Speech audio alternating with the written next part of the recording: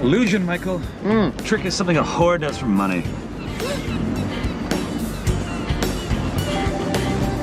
Or candy.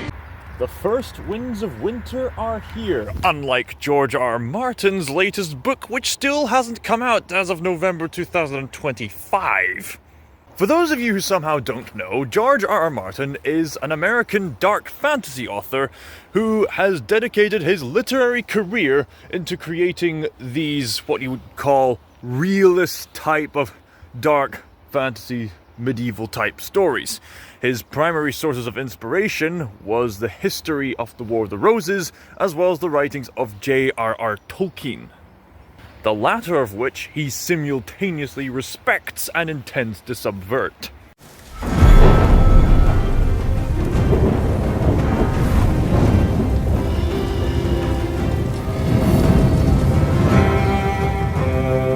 George R. R. Martin is an American dark fantasy author, most well known for his signature book series, A Song of Ice and Fire. These books are very adult fare. It's fantasy done for adults. A fantasy series that was not afraid to take bold risks in regards to dark world building, as well as investing characters which have gravitated the imaginations of so many people around the world. George R. R. Martin has contributed immensely to fantasy world building. In fact, for you gamers out there, George R. R. Martin overtly contributed to the world building of Elden Ring. Fun fact for you. His name is held in mostly high regard due to the reputation of this series, as he wanted to create a narrative that was not afraid to challenge his intended audience, even when they were fully grown adults. You don't say! The entire series is fused with a sense of magic, but there's very little on-stage magic. And I love the way that's handled. I think too much magic can ruin a fantasy. I was much more interested in the people.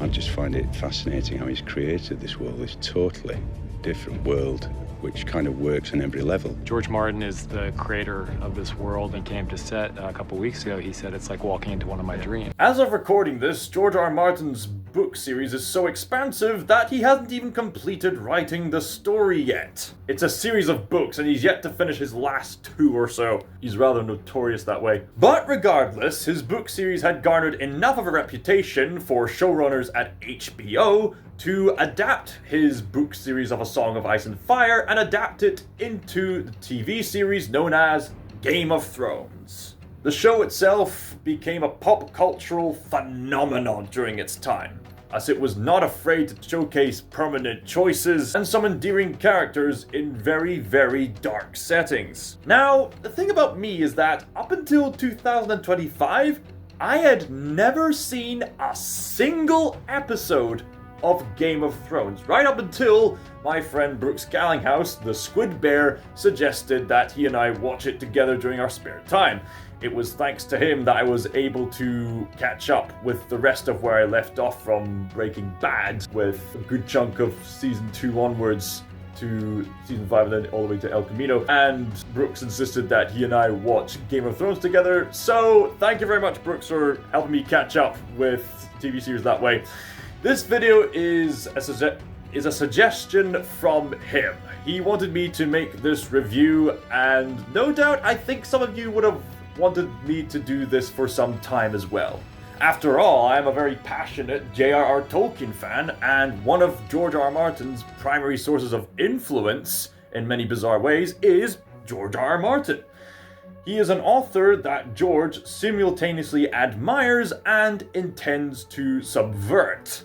Although, at times, the way George does this is a kind of on the nose and at times hypocritical. But I think that's a detail for another video. For the time being, I'm going to review Season 1 all the way up to Season 7 and do my best not to spoil what happens. So if for some crazy reason you wanted to see it without getting spoiled, then you're welcome. Because this show garnered a lot of reputation for characters dying left and right.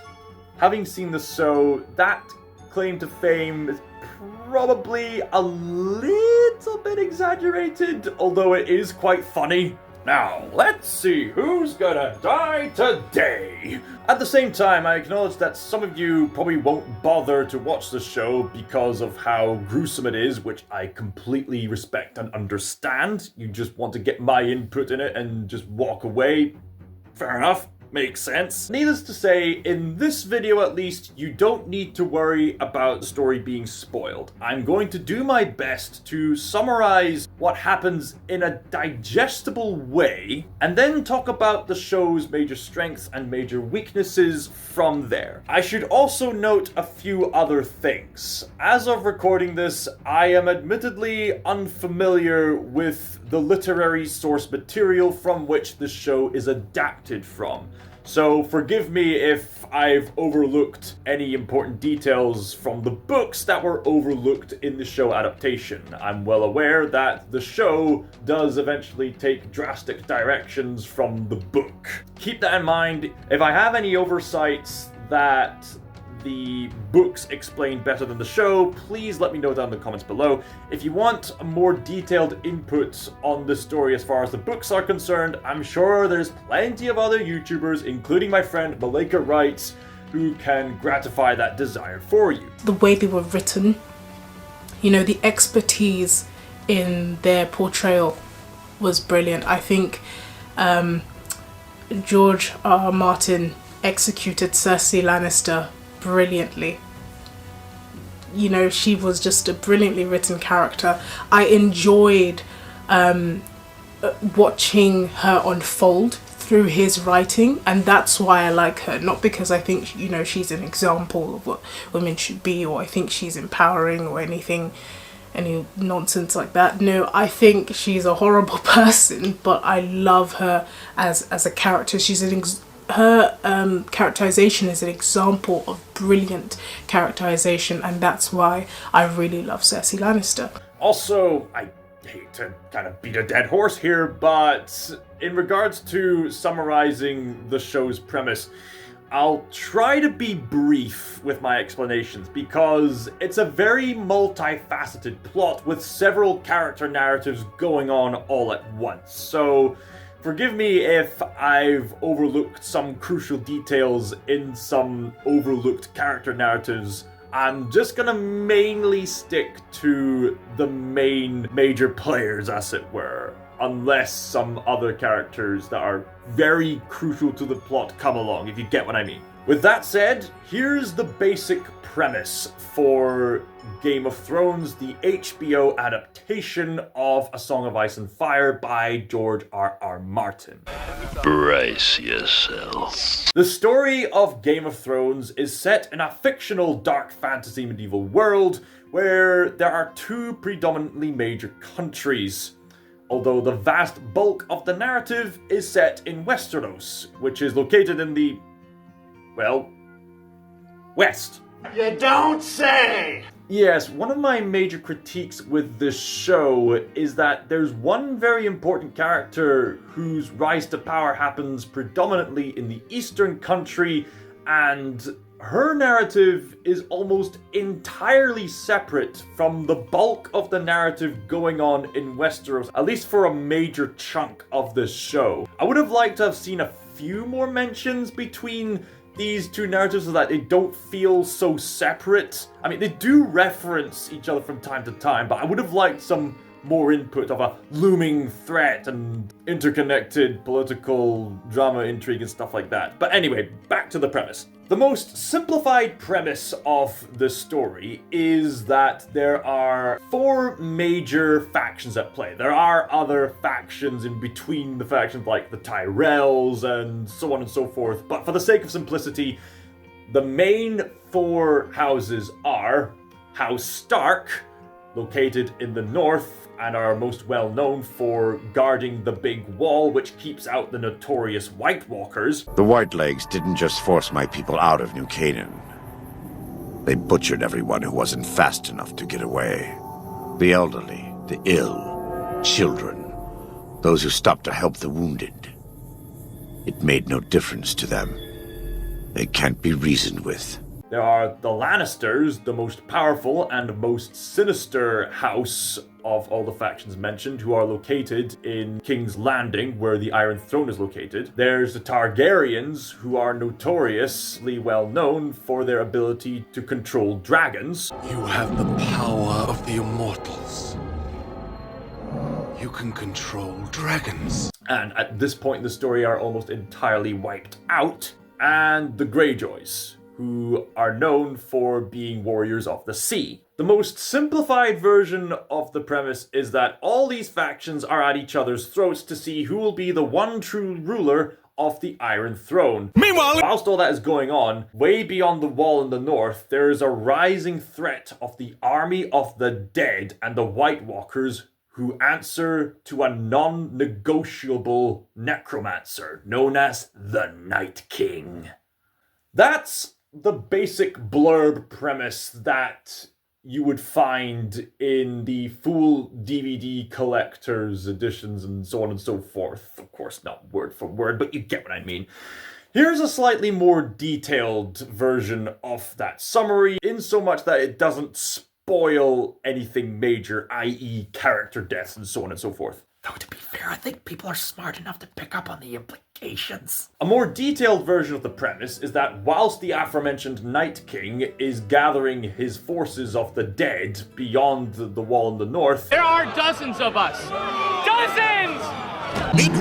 The Lannisters have successfully nearly wiped out all of the Targaryens. And as of lately, most of the major heads from the Lannister house are meeting up with the Starks in the north because the king, Robert Baratheon, wants to make arrangements with his long-term friend, the king of the Starks, Ned Stark, played by Sean Bean. Robert and Ned are negotiating that Ned Stark becomes the king's right hand, and that his daughter, Sansa Stark, gets married off to the Lannister's son, Joffrey Lannister. And already problems are beginning to arise. Ned Stark feels hesitant to answer the call to be the right hand of the king. Not to mention, despite being one of the only closest to noble characters in the entire series, Ned Stark has gotten himself into some trouble in regards to his relative Jon Snow, the bastard of Ned Stark, so he's called. And as much as Sansa Stark likes the idea of traveling away from the cold, cold north and traveling to the warm south, she'll soon realize the hard way that Joffrey Lannister is a jerk. A spoiled jerk. Meanwhile, Tyrion Lannister meets up with Jon Snow to check out the wall in the north, and meanwhile, the youngest son of the Stark family, Bran Stark, does what young boys do, climbing about and stuff like that. Oh man, if only. When he unintentionally comes across something shocking regarding Joffrey's mother, Cersei Lannister. He catches Cersei Lannister in the act of a sexual act with her own brother, Jaime Lannister. Doggy style. What? To cover up their adulterous incest, Jaime Lannister shoves Bran Stark out the window intending to kill him, but Bran Stark survives at the expense of losing his memory as to what just happened, as well as being a cripple for life. Yeah, this show is pretty grim, to say the least. That is an understatement on my part. This scene is just a taste of the depravity you're going to see. So regardless, suspicions start to arise as some of the Starks, Ned and Sansa and Arya, journey down to King's Landing with the Lannisters. Whilst there, Ned Stark finds out a shocking revelation about Joffrey via reading. He discovers that Joffrey is not, in fact, the son of Robert Baratheon, but rather the incest son of Jaime Lannister and Cersei Lannister. Yikes. My father's not here. Maybe he is. But, unfortunately, when Ned Stark tries to expose this, he gets betrayed by double-crossers and traitors, and his youngest rebellious daughter, who was allowed to practice sword fighting at the time, Arya Stark, is forced to flee as Ned Stark is put into some serious trouble. And Sansa Stark is stuck with the spoiled Joffrey. And after something really drastic happens, all hell breaks loose, basically. War is declared between the Lannisters and the scattered Starks. Oh, I've been shot! Miscalculated! Retreat! Quick, Mr. Foley, is that gonna help? Thus begins a whole series of events, of journeys, pilgrimages, negotiations, betrayals, unions, troubles, battles, honor and sacrifice and depravity and so on and so forth. And the Game of Thrones is on. When you play the Game of Thrones, you either live or die. Meanwhile, in the country to the east, I am so sorry, I keep forgetting the name of that country in the east. Please tell me in the comments.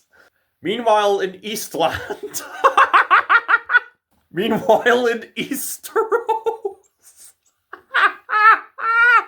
Meanwhile, in Dothraki, 2 Targaryen siblings are known to be the last of the Targaryens. So, the brother of the household sells off his own sister, Daenerys Targaryen, to tribal barbarians to be sexually assaulted if it means increasing their military forces. Yeah. Not good. Despite this predicament, Daenerys Targaryen listens to the feedback from her own followers and gradually starts to make increasingly riskier choices that eventually get her to the role as a full-on leader. And through a series of trials, tribulations, and immense tragedies, she eventually finds herself rising to power much more drastically, especially after her stones, obviously eggs, hatch to reveal 3 dragons for her to control. I control what is right and mine. You don't like that, do you? Good. I can use every ounce of your rage. That is as basic as I can tell you about the premise of Game of Thrones without giving anything away. And assessing the series from season 1 to season 7, I can understand why it won so many people over, even if it has very, very glaring flaws, which I will address soon enough. Let's start with the positives, because the greatest strength of the show is its excellently strong character writing. This kind of premise lives or dies by the way the characters are written. This could have easily have been the kind of show where everybody's a jerk and people question, well, what's the point in us rooting for them? Thankfully, the writing is strong enough for us to understand why these characters adhere to the things that they do and why these characters make the decisions that they do. And the show does an excellent job at keeping you intrigued with the conflict, which isn't always external with big glorious battles. Most of the time, the conflict is through what characters say to each other, the back and forth, the power dynamics, the rhetoric, the charisma, the play on words, the use of words to make a point, their positions, and at times talks of economics and resources and religions and philosophies and pragmatic strategies in the Machiavellian sense, so on and so forth. I did what I did for the good of the realm. The realm? Do you know what the realm is? It's the 1,000 blades of Aegon's enemies. A story we agree to tell each other over and over till we forget that it's a lie. But what do we have left once we abandon the lie? Chaos. A gaping pit waiting to swallow us all. Chaos isn't a pit. Chaos is a ladder. The interwoven dialogue has been analyzed by YouTubers like Savage Books so that the scenes in themselves have a unique kind of 3x structure, this push and pull back and forth, and power dynamics within the scenes in and of themselves. So there's never a dull moment throughout the bulk of Game of Thrones when the writing was at its peak, mind you. One thing to establish first is that, like all great scenes, this scene follows a 3-act structure, making it its own mini story inside a story. There is an introduction where the relevant characters and conflicts are introduced, a midsection with rising action, which in this case is ever-heightening dialogue, and a climax with a resolution. This underlying structure acts as a skeleton to the scene, keeping the dialogue focused and tight around a central pathway. All of the dialogue in the first two acts are in service to the third act, making it easier for the writers to choose early dialogue options. But another awesome aspect of this conversation between Tywin and Olenna is the subtext. Subtext can be understood as the unsaid underlying message of dialogue.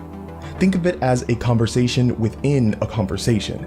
In my Tywin vs. Joffrey video, I noted that Tywin made excellent use of subtext, and he does it again here.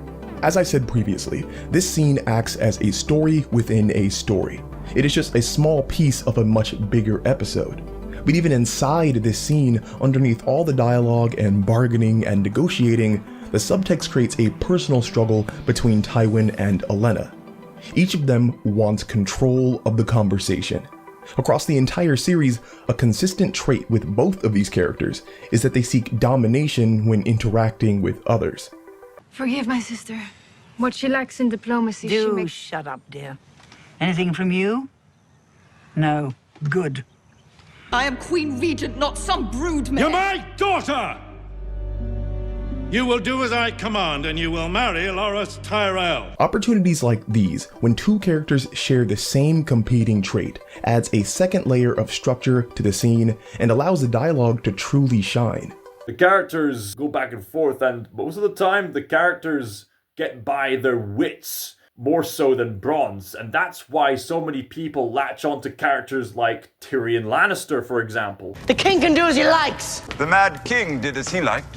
Has your Uncle Jamie ever told you what happened to him? No one threatens his grace in the presence of the King's Guard. I'm not threatening the king, sir. I am educating my nephew. Bronn, the next time Sir Meryn speaks, kill him. That was a threat. See the difference? Tyrion and other characters similar to him, like Daenerys Targaryen and Jon Snow, keep echoing the main message of the show about how the most unlikely people can find a way to rise to power. There's something quite admirable and inspiring about that certain aspect of the plot, about how honor eventually overcomes depravity. It's a story where, even though this is a very cruel, dark world, characters can rise above their circumstances, and the show, for the most part, doesn't hold back on the sheer cruelty of it. After the death of a major character in the first season, the show makes it quite clear nobody is safe. Anyone and everyone in the show can and will die at any given moment. The stakes are high, and the competition is intense. And so in this kind of depraved dog-eat-dog world where people like the woman and short people and some bastards are treated very cruelly, and yet despite this cruel, harsh environment, specific characters rise to power. Specifically, the characters that you would least expect to get into power. Jon Snow, a man who perceives himself as a worthless bastard, finds honor and loyalty with his people as they continue their campaign against the White Walkers in the north.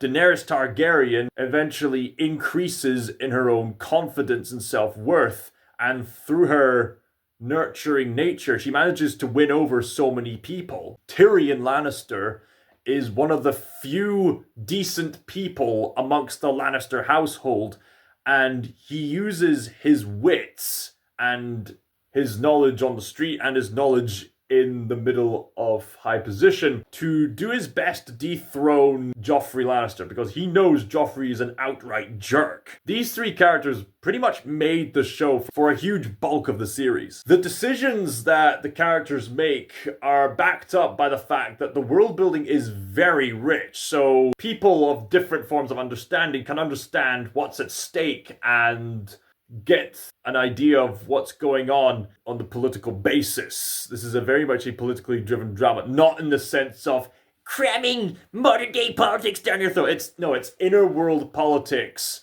and it's this four-dimensional chess game between all these different people in regards to who's going to influence who's going to persuade who to do who's going to trust who's going to betray who, and so on and so forth. And yeah, it's a very cruel world where even the more noble characters tend to make very immoral choices. It's very Machiavellian in the way it's presented, but at the same time, the characters you're supposed to root for do come across as endearing, and even the most depraved characters do have their occasional moments of honor, which makes for some very interesting characterizations. So even in the midst of this utter mess that these characters trying to wrestle with this dark world, we do see some acts of genuine heroism as well as some acts of genuine villainy. And it makes for some brilliantly memorable character moments. With that said, to my knowledge, and correct me if I'm wrong, the one character who does the most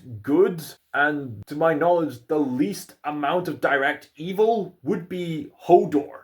Hodor is probably one of the few purest souls in comparison to the rest of the characters in this narrative. Yeah, you know your character writing is strong when even some of the side characters are really endearing. I think that's why characters like Hodor and Lady Olenna are particular highlights throughout the series. Hodor is one of the main servants of Bran Stark, and he is named Hodor because he has this speech impediment in which he can only say Hodor. He's kind of like Groot in that way.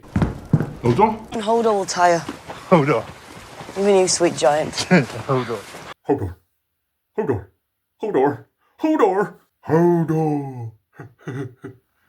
Hodor. Hodor. Hodor. There is one particular scene in season 6 that's so brilliant, and it has to do with Hodor. I dare not give it away here, but man alive, you're likely going to need tissues for it. Lady Olenna is another particular highlight throughout the series. She is just such a joy to be had on screen when she appears, I will admit. Your daughter is rich, the most beautiful woman in all 7 kingdoms, and the mother of the king. Old. Old? Old.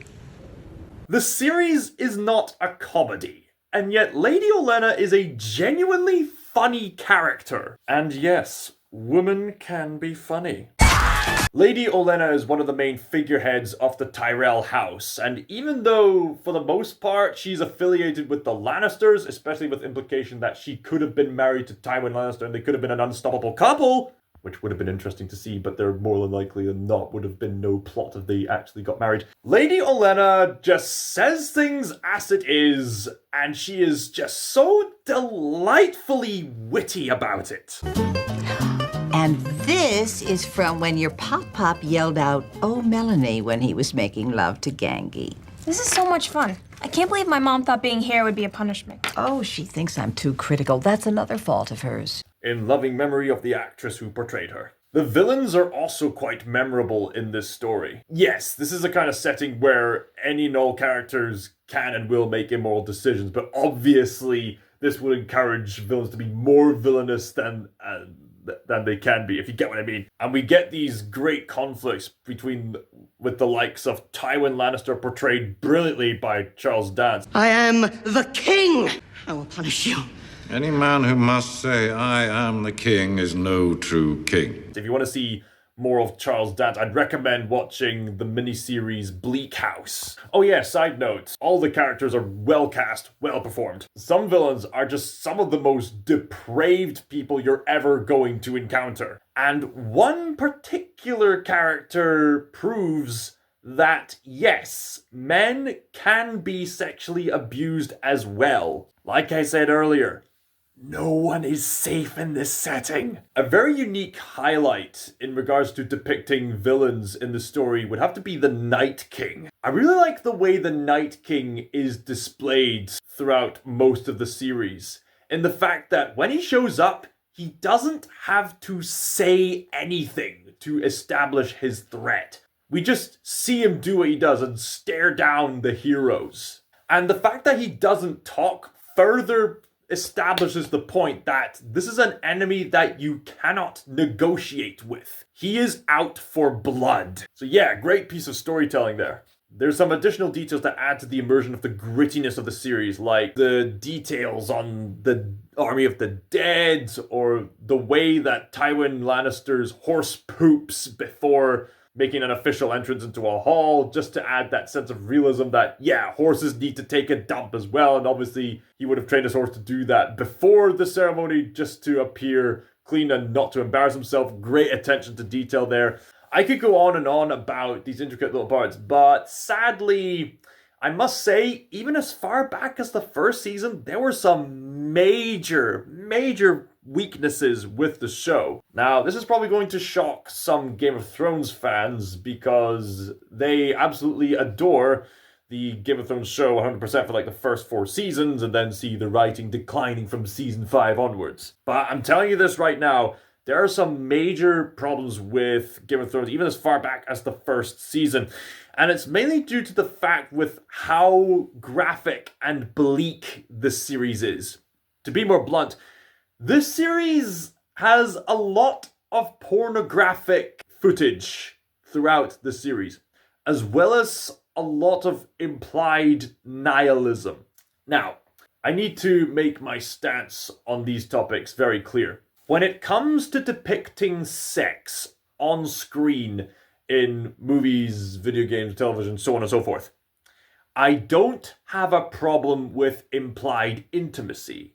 I don't have a problem with characters by themselves appearing in the nude, as it were, like you'd see in those art galleries with like the Michelangelo statue and any kind of artwork that would place importance on a person's dignity and personhood. I don't mind depictions of sexual intimacy as long as it's done tastefully. Also, any media that depicts porn as a bad thing is good because it's teaching us that porn is a bad thing because it reduces people's personhoods. Here's the thing though. Game of Thrones is full of porn. Footage that exists to entice lust within the viewer. Now, look, I get what George R.R. Martin was trying to say. This is a very cruel dog-eat-dog world where sex, very tragically, is used as more of a transactional thing for selfish pleasure and power, and rarely used as an expression of actual love, which enhances the sense of tragedy in the show. I get it. But that could have been depicted in much more tasteful ways. You see, the problem with porn is that it's explicitly encouraging the viewer to entice their sense of lust, to disregard the integrity of the characters and the personhood of the character on the screen, all for the sake of the person's own selfish pleasure. Throughout the series, we see multiple characters indulging in various graphic, pornographic acts. The porn is very distracting, and I would argue hypocritical in this dark fantasy series. Why? Because the narrative of Game of Thrones is trying to invest the audience into some characters who are, on the one hand, sexually abused, but then, on the other hand, are depicted in other scenes where they are either engaging in or at times indulging in the sexual act in a very explicit pornographic manner, which derails the characters. It derails them in the sense that, on the one hand, we're supposed to feel bad for these characters for being sexually abused, but on the other hand, there's this lustful implication of removing the personhood of the characters who have been sexually abused, which it's deeply immoral. Pope John Paul II said it best in regards to this topic. The problem with pornography is not that it shows too much, but that it shows too little. It's not a bad thing for respectful artists and medics and other kinds of anatomists to visually showcase the human body in a tasteful manner. That's not a bad thing. What is a bad thing is porn. When nudity is done tastefully, like in medical charts and respectful artists like Michelangelo, It maintains the dignity of the personhood, not reducing them down to just simply gratifying lustful pleasures, whereas porn is removing the personhood for the sake of satisfying and gratifying selfish lust. Now, I know some of you are going to say, but we human beings are animals with our drives. I'm not denying that we have sexual drives. I will say that that still does not excuse removing the innate personhood of a human being. The problem is not nudity. The problem is removing personhood for the sake of selfish gratification. That is immoral. And persons deserve so much better than that. Persons, people like you and me, they have dreams, aspirations, and wishes, and likes and dislikes, and things they aspire to do and to be and to help other people with. People not too different from you and me. People who have infinite worth. People who have potential for love. People who have desires and innate integrity like you and me. And porn just takes that all away, just for selfish gratification. And don't misinterpret me on this, please. I am not against the concept of depicting sex on screen. Films like Forrest Gump, The Red Turtle, and Top Gun Maverick do an excellent job at displaying sexual intimacy, because those sex scenes are depicted in such a manner that maintains the personhoods of the characters, the precious personhoods of these characters that you're supposed to root for and to care for and to be concerned about their integrity and well-being for. Pornography removes all that and just says, hey, look at the sum of their parts and indulge in selfish lust. Pathetic. So yeah, I've made my point quite clear. I do not approve of the pornography in the Game of Thrones series. Now for my next really big critique on Game of Thrones, the nihilism. If you think this has a happy ending, you haven't been paying attention. Now, I need to make this quite clear. I am not against the idea of teaching that this natural life in and of itself is meaningless in the sense that we should not place our infinite worth in finite material stuff in this world. That kind of bleakness implied in Naoki Urasawa's Monster and the Book of Ecclesiastes, I don't have a problem with that because it inspires us to seek something beyond mere material gain. When I say nihilism, I am talking about the worldview which says that you as a human being are completely worthless and that life is entirely meaningless and everything we do is pointless. That kind of overly grandiose claim, I find it so contradictory. Because if life and everything we do in it is entirely meaningless, then what's the point in trying to teach us about nihilism? Because there would be no meaning in teaching us about nihilism either. If you're trying to tell us there's no meaning, then what's the meaning in that? If you apply that kind of nihilism to certain stories, then what was the point in us getting invested in those certain characters and their certain situations? This is why I was immensely disappointed with the Death Note anime, because right at the final episode, there's a lore drop that indicates that in the setting of Death Note, every character goes to Mu, nothingness. Which means that the entire clash of justice was absolutely pointless throughout the entire series. Now, I know diehard Death Note fans will come in here and say, oh, but it's not about justice, you see, it was about a battle of pride between Light and L. But even that is pointless with the fact that everything is meaningless in the context of Death Note. Do you see what I mean? Do you see what the problem is? Nihilism doesn't just say that, oh, everything's bleak, I'm so edgy, bro. Nihilism implies that your entire point is pointless, that morality is pointless, that the story is pointless, that the characters are pointless, even though it's based on the contradictory statement of, there is no meaning. Hey, buddy, what do you mean? If you're trying to tell us there's no meaning, then what's the meaning in that? That kind of nihilism was quite rightly confronted in the Frowning Friends episode of Smiling Friends. Smiling Friends points out that if you really do believe that life is that intrinsically meaningless, why do you insist to live? Why are you begging on the spot as if you want to live? Like, no one is a full-on nihilist. Nobody! Or at the very least, on a subconscious basis, nobody acts as if life is entirely pointless.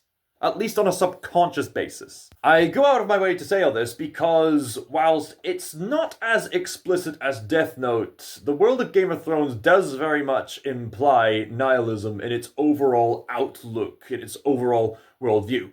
Now, to be fair on George R.R. Martin, he's not making any absolute statements when it comes to the world of Game of Thrones. And unlike other authors I can mention, George R.R. Martin is at least honest in the sense of consistency with where this bleakness will lead. I can respect George for at least being honest in regards to the consistency of the bleakness. Whilst we're on the topic of worldviews, I should mention that in the world of Game of Thrones, there are various religions at play throughout the conflict of Game of Thrones, depicted in a somewhat similar manner to Frank Herbert's Dune series. I say somewhat similar because the religions throughout the Game of Thrones series, like in Dune, are used in the pragmatic Machiavellian sense in that one religion can be used to push power for the convenience of another group, or another religion can be pushed out of a sense of genuine conviction. Sometimes people will commit to certain acts from a place of genuine conviction, other times it's just for the sake of pushing power. George R.R. Martin approaches religion from the perspective of an agnostic. He doesn't make any absolute statements, but he does acknowledge that there is something supernatural going on. His overall worldview, which permeates throughout the entire series, is as follows. There's something supernatural going on, but as for any kind of deities, they either don't exist, or if they do exist, they are far too distant to care for us. So, as a result, you get various characters who have various clashing philosophical and religious ideas throughout the story. It's not really up and front compared to the rest of the Machiavellian political plays at work in the story, but it is there. Some people adhere to the seven-pointed star of seven gods. Other characters, like the Red Witch and a few other people, adhere to a god who is referred to as the Lord of Light. They call upon his name to resurrect people, and the supernatural resurrection ability actually does work. Both of our religions have a lot to offer. It's left somewhat of a mystery as to how it all works, but there's this implication throughout the broad majority of the characters that there's not really much to see, so they claim. And so, even though there's differing worldviews, the overall collective worldview of the characters from Game of Thrones is as follows. There's not much going on. Life is bleak, so spend your life indulging in sex and alcohol and any kind of pleasure you can before you die. Let us eat and drink, for tomorrow we die, shall we say. And there is only one thing we say to death. Not today. Everyone thinks they'll be the one to defeat me. But no one's escaped me yet. The way I would describe George R. R. Martin's overall worldview in the context of Game of Thrones, it's very Machiavellian, Epicurean, kind of bleak, fatalistic paganism with a few hints of Freudianism in there. You know, with the whole incest and all. I'm George R. R. Martin. Yeah, I've got books on incest. Incest, is that your thing? Yeah, I got books on incest. I'm kind of an expert on incest. I've got great insight on incest. You want to read books on incest? Evacuate all the school children! Oh, mate! This isn't a fever! Sing, Gray! Can't even see where the knob is! So yeah, the nihilism in the Game of Thrones series isn't as blunt and in your face as Death Note is, but it's still there. And because of the aforementioned porn problem combined with the nihilism, I have to say that even as far back as the first seasons of the show, I still wouldn't wholeheartedly recommend this show to people. Of course, if you're mature enough to engage with this kind of material for the sake of understanding the culture, I mean, go ahead, watch the series, just be cautious. So those are already problems enough, but also, and this is something that even the most diehard Game of Thrones fans will more likely than not agree with me with, is that as the show continued on, the writing quality started to slowly lose itself. We started to see chinks in the armor of otherwise strong writing, and the reason this happened was painfully plain and simple. The showrunners ran out of book material to adapt.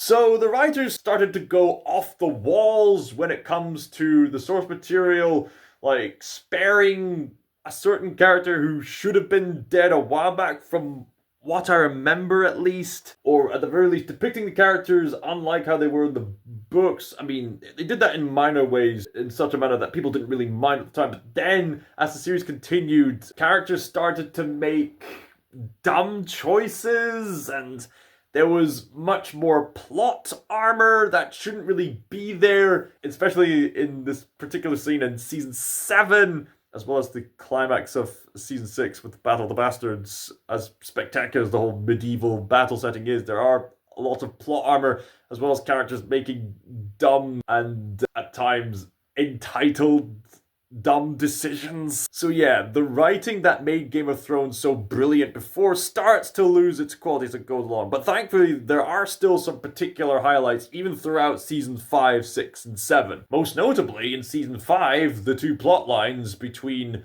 Daenerys Targaryen and the rest of Westeros finally comes together. That was my other major critique with the series, is the fact that the plotline with Daenerys Targaryen is almost entirely separate from what's going on in Westeros. And I would have liked to have seen a few more connections, even something as simple as seeing the Lannister army do some training in the event of a dragon attack. I understand that Tywin, in his cockiness, says, we have the tech and the weaponry necessary to take down dragons. I can understand, but still, just something. Maybe have it so that rumor of Daenerys Targaryen's rise to power starts to spread among the public, and then there's panic, and maybe you can have it so that people begin to leave King's Landing in fear of the dragon attack.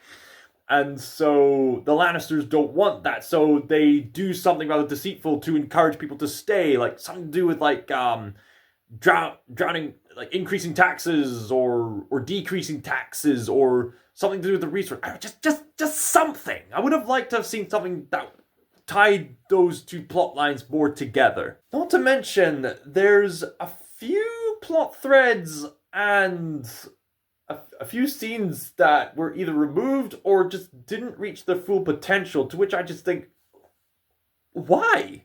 One thing I forgot to mention is that the production quality of the series is one of the best I've ever seen. Usually television shows are cheaper to make than a lot of mainstream movies, because with television you have to spread your finances across a whole span of content that's going to last longer than the runtime of a movie. With a movie, you have more of a confined time to increase the budget for more spectacular effects. But with television, you have to spread your budget across between multiple episodes, so there's going to be less effort on the special effects. But with Game of Thrones, you have that odd exception where, yeah, some of the effects in earlier seasons are a bit outdated, but as it went along, the CGI on stuff like the dragons and the other creatures and the mix of practicality with some of the creatures and the settings, it was really impressive. But then at times we began to see sort of production dips and whatnot. And gradually, some character arcs began to not be so satisfying. Like, characters you previously rooted for started turning into these selfish-oriented jerks who make dumb decisions. It becomes a mess by the time later seasons come around. Thankfully, without giving too much away, there are some characters who are spared from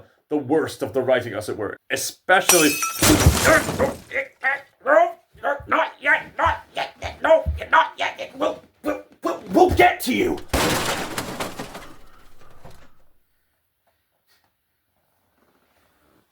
Although, regardless of the quality, I think one thing that remains consistent throughout the series is the quality of the music. The music remains gripping, and there's some particular music scores that never fail to rouse up those deep emotions of, like, the despairs of life.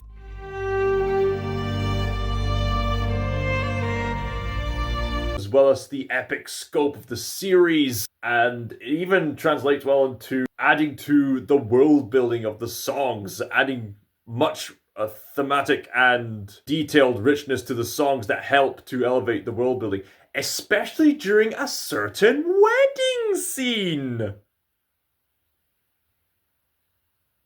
And yes, the quality of the music does stay consistent even throughout season 8. I know. Just give me a break. We'll get to you, okay? We'll get to you. I just see all the good qualities of the show, and I just think to myself, man, it had so much potential and it soared only to stoop down so low. And you eventually come to see that all the foreshadowing comes to nothing, especially in hindsight when Daenerys Targaryen has a prophetic vision of the events of Season 8. Ow! So yes, believe me, for as low the dips can get, especially in seasons 6 and 7, they are nothing compared to what happens in the season.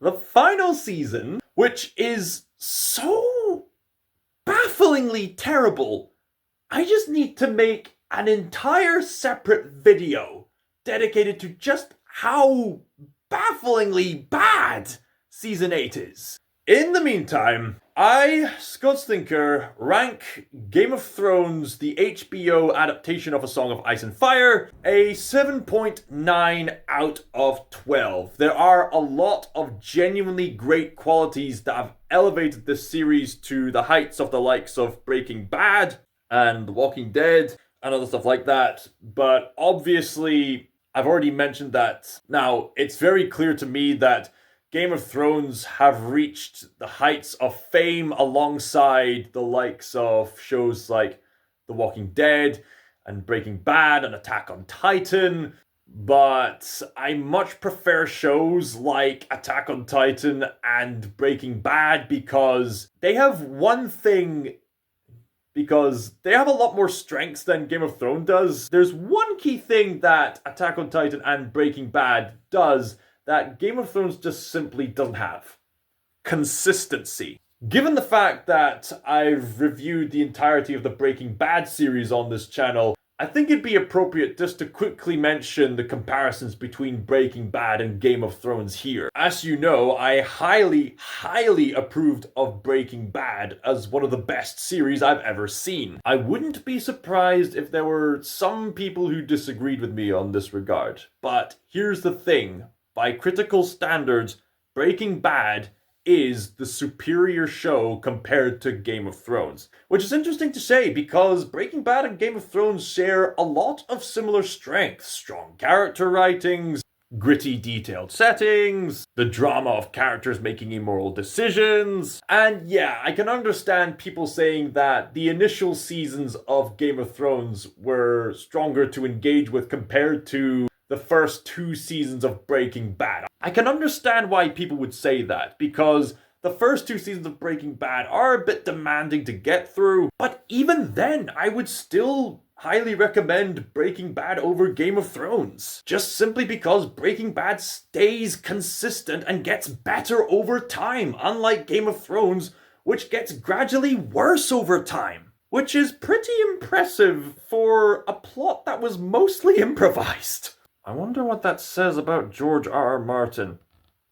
Go easy on the man. I understand that the writing process is not as simple as it seems, you know, publishing, reevaluating different drafts, so on and so forth. What did you think of the Game of Thrones adaptation by HBO? Do you think series like, say, House of the Dragon is superior to Game of Thrones so far? Are you looking forward to the Knights of the Seven Kingdoms spin-off series? Is Elden Ring better, I guess? How does this show compare to Breaking Bad? I'd love to have these kind of conversations and then some in the comments down below. Like conversations like, how does the series compare to Lord of the Rings? Oh my day, so many conversations we could have. In the meantime, ScotsThinker signing out. Thank you for watching. It's a pretty song. I've never heard it before. It's a new one. Are you hungry? In the Eastern country, the last of the land... Fucking the Lannisters and Targaryens mixed up.